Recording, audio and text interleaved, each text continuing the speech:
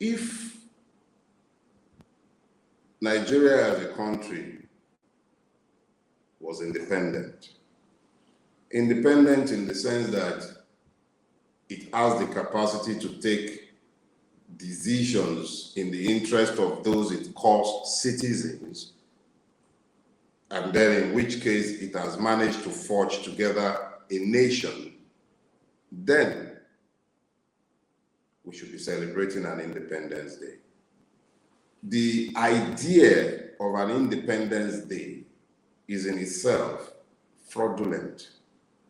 That it will be suggested to people you freed by charter, by an act of your own parliament, and who are forced to recognize the boundaries and sanctities of the law by which you have set them up, and whom you have suggested to and have held themselves incapable of negotiating the terms of their own existence, except it be by violent eruption within their space. And then the will of the victor is dictated and preserved, and that hegemony continues to rule the space. You cannot speak in terms of independence of a country when the people who are forced to live in its space are not themselves independent. So Nigeria is not independent, and there is no independence to be celebrated by the Nigerian. However, that is the legacy of colonial history, and we really can no longer blame the colonials. They've been gone for a while. So it's been me and you. My parents' generation waited on my generation to define the Nigeria that we would all be proud of. That was after their own failure. They passed their failures to us, and we all absorbed the idea of an independent Nigeria without querying and interrogating the presumption of independence. The fact that we had years of military rule made it pretty easy for men who are essentially bandits, robbers in uniform, to band together and then shape a country in their own image. And the country they had produced, the first time via the 1979 Constitution, which soon ground to a halt, and now via the 1999 Constitution, which is about to eminently grind to another halt. What you have today is a country reflective of the image of those who have made it. Where are the Nigerian statesmen and women? Resounding silence. The closest you will find is Obasanjo. But alas, question is, how respected is he? How skilled is he? He spent all of 8 years as a civilian president. Has he built, or did he build anything upon which he might creditably stand to address the situation and be able to silence those who might say that he has politicized his views? Unfortunately, the tragedy of Nigeria is that the answer is no.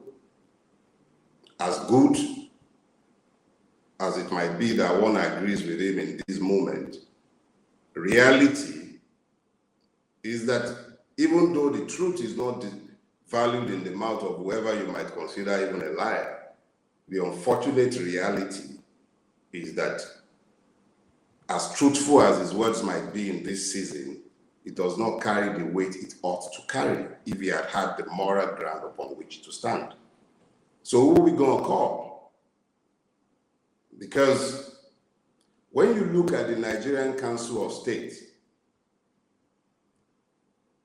a creation of the Nigerian Constitution, itself a creation of gangsters and robbers, the imperatives of military bandits. What does it tell you? Who are there? They have Ibrahim Babangida, the very person who personifies everything that is wrong with the foundation of this Nigerian state. And then who else do you find? Abdusalami Abubakar, Who else do you find? All of your current governors. They are the statutory members of the Council of States.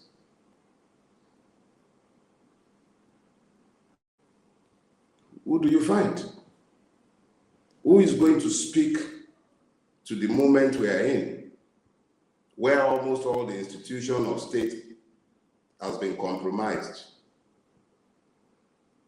The reality of the matter is that we would have to work with what we have, because this is the moment in time when men and women who have held positions of trust in one level or the other in this country have to speak up before this country is completely ruined for those of us who have been stupid enough to have hung around when people were fleeing already.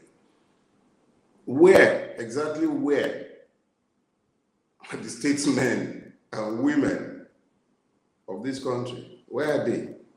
All the institutions have been compromised. We've begun a descent into complete acculturation with abnormality. We're telling ourselves we're a democracy, but we're there even as a mockery. Anything that one says is subjectified. It has to be because it is this person or that person. We've managed to lose control of the meaning of truth as a society, and yet, where are the statesmen and women? Where are they? Where are they? Okay, so let's broaden the base. Let's look in the business community, because this is where my problem begins. I believe that it is in our enlightened selfish interest.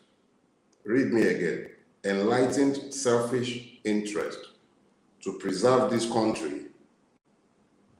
Because if you've worked all of your lives and you've gathered all these monies that you've all gathered, and I'm calling out all of our business leaders, even though most of you are complicit in the mess that Nigeria has become because you've profited from it and you're profiting from it, the reality is, isn't it much more profitable for all of you to speak up and preserve this country and not allow it to go to the dogs? How do you build anything enduring? You're building refineries, you're building ports, you're building banks, you're building businesses. The Nigerian middle class, you're building businesses in your small spaces, you're building things, the youth, but there is no hope in the land. Things are being gridlocked. Why are you not speaking? Why are you finding the grace to be silent? Where are the statesmen and women? Must everything sacred be subverted? Why are you guys quiet? Why? Why are you guys quiet? I see someone keep saying that OBJ is OBJ. Why is he the only one talking? And exactly how many? Let's be sincere with ourselves. Practically everyone talking today, including myself, have been accused of partisanship, and the issues have been obfuscated. Why can't there be a chorus of people telling these truths? Who am I? Just you. So it's you, the common person who have access to this. You're the ones talking, not me. I've kept explaining it ad nauseum. The only reason there is any validity to anything I say is because I'm merely echoing your thoughts. But where are the statesmen and women? When this country goes to the dogs, what do they profit? How you go into power? Whether you shot your way into power, killed your way into power, however you go into power, however fraudulent we might hold the Constitution of Nigeria to be, that Constitution has prescribed in this season that you speak. I'm not talking about the Council of State, but if you qualify to sit in that body, or you have qualified to sit in that body at some point in the history of Nigeria, and you are alive today, and you're quiet in this season, history will not absolve you. Whatever your reasons might be to be silent in this season, history will not absolve you. You've been a governor in Nigeria. You've sat as the vice president of Nigeria. You've sat as its president at some point, and you find the grace to sit quiet in this season. History will not absolve you. Nigeria is at the precipice. For a long time, nobody has owned Nigeria, not the Nigerians themselves. Not even the ruiners of Nigeria have owned Nigeria.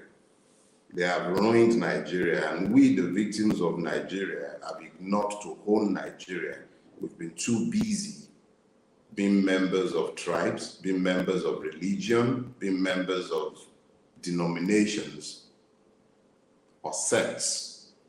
We've not been Nigerian, and in the absence of Nigerians, we have failed to evolve statesmen in the classic sense of the word.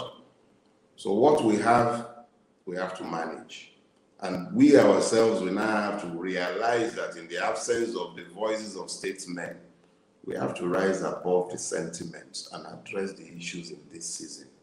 I am saying in this season that those who own Nigeria are those who are the victims of Nigeria. And we, as a collective, must begin to find our voices in this season, because Nigeria is going to the dogs, and those who should be speaking to its preservation based on a system of laws and equity, justice, are the ones compromising it and keeping quiet today. Won't call it a call out, then call it a call out, because that is what it is. Where are the statesmen and women? Where are they? Simply means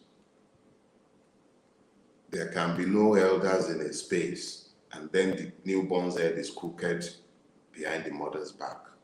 You straighten the head. Where are the elders of this town? Where?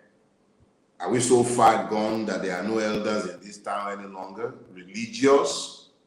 Are you also hopelessly compromised? You cannot speak in this season, or the truth has become so hot in your mouths?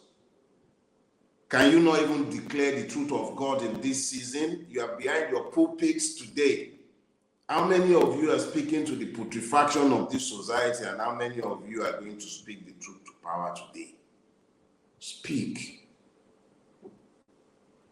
If we have agreed that those who came for fraud, if we have agreed that those who are there now are not much different, let us agree that it is in their enlightened selfish interest to speak, because the system is grinding to a halt. Sooner or later, the victims will react. It is the duty of the conscious to make sure that these are not reactions. And that is why we continue to preach peace.